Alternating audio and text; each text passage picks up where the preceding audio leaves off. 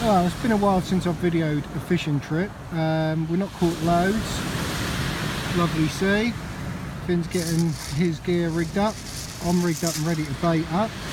I don't know what the time is now, maybe about 8ish. High tide I think is about 20 past 10, just after 20 past 10 here. So we're going to fish the tide in, see how it goes. If there's not much about, we'll just call it about high tide or just after. But usually here, about an hour after high tide, everything dies off anyway.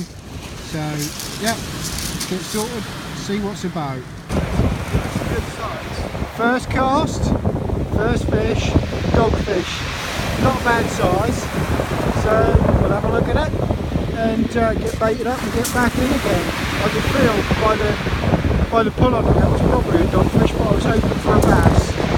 But never mind, was not blank anyway.